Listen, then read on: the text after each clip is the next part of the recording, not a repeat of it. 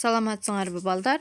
Бүгүнкү тарбиялык сабактын темасы сараңдык.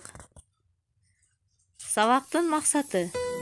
Бүгүнкү сабагыбыздын негизги максаты болуп, төмөнкүлөр эсептелет.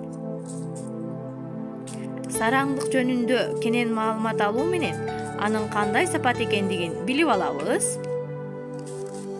Экинчиден, сараңдык адамга кандай зыян алып келерин түшүнүп алабыз.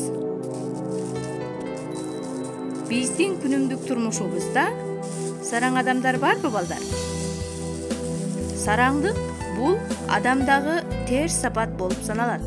Сараң закым эч кимге эч нерсе жылдырбаган, айланасындагы кишилер менен мамиле түзө албаган адамдар болушат.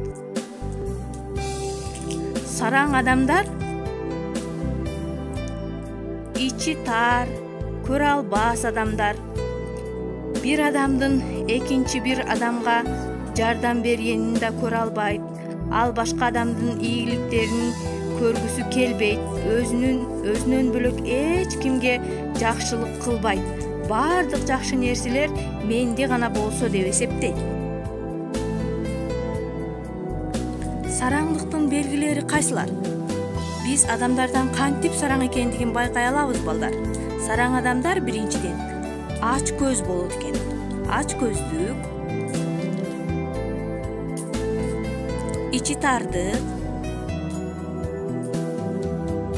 өзүмчүлдүк,